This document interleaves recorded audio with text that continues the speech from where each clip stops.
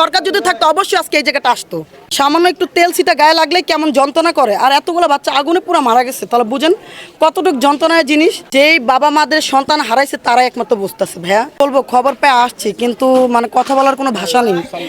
এই যে স্কুলের যে সমস্যাটা হলো এটার জন্য দায়ী কলম কেউ নিরহ বাচ্চাদের, এটা তো ঠিক না। এটার কারণ তাদেরকে জানানো হয়েছে, তারা তখন মানে বলছে তুমি প্যারাশুট নাও, ওইটারও কোনো কিছু করেনি। আর সেই স্কুলের মধ্যে বলছে বাচ্চা যার যার যেই বাবা মাদের সন্তান হারাইছে তারাই একমাত্র বুঝতেছে। ভাইয়া এখন আপনারা তো সবাই মনে করেন মাইক নিয়ে আসবেন, যাবেন, ভিডিও করবেন, কিন্তু এটার বিচার করেন। এটার জন্য আপনার বিমানবালাদেরকে দায় দেন। এটার বিচার কেউ নিচ্ছে না, এটার দায়ও কেউ নিচ্ছে না। কারণ এতগুলো মানুষ ভাই বলেন, ছোট ছোট বাচ্চারা সামান্য একটু তেল ছিটা গায়ে লাগলেই কেমন যন্ত্রণা করে, আর এতগুলো বাচ্চা আগুনে পুরো মারা গেছে। তাহলে বুঝেন কতটুকু যন্ত্রণার জিনিস। তো এর জন্য আমি মনে করি কি ভাই, এটার জন্য আপনারা সবাই আপনাদের বাংলাদেশে যারা যারা আছেন সবাইকে বলি আপনারা এটার জন্য বিচার চান, এটার জন্য বিচার চান। সবাইকে বলে এটার জন্য বিচার চাই, আমরাও বিচার চাই। কারণ আমাদেরও তো সন্তান আছে, আমরা এটার দুঃখটা বুঝি ভাই। এটার বিচার আপনারা কেউ চাচ্ছেন না। সবাই আপনাদের মুখে মুখে অনেক কিছু বলবে, কিন্তু এটার বিচার কেউ নেবে না। এটার বিচার আমরা সবাই চাই, সবাই আমরা বিচার চাই। আমরা সবাই বিচার চাই। স্কুলের বিমানটা কেন পড়লো, যুদ্ধ বিমানটা কেন এখানে এসে পড়বে?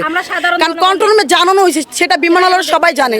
জানানোর পর তারা কোনো ব্যবস্থা নিচ্ছে না। এটার জন্য বিচার চাই, আমরা আর কিছু চাই না ভাইয়া, আমরা কিছু চাই না, এটার জন্য বিচার চাই। এটার বিচার হওয়া উচিত। কারণ এতগুলো বাচ্চা আগুনে পুরো, আপনি কি মনে করেন?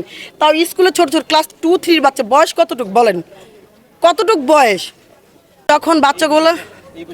যখন বাচ্চাগুলো পুড়ে গেছে, যখন বেরোবে, মানুষ তো সাহায্য করার দূরের কথা, মানুষ তখন ভিডিও করে।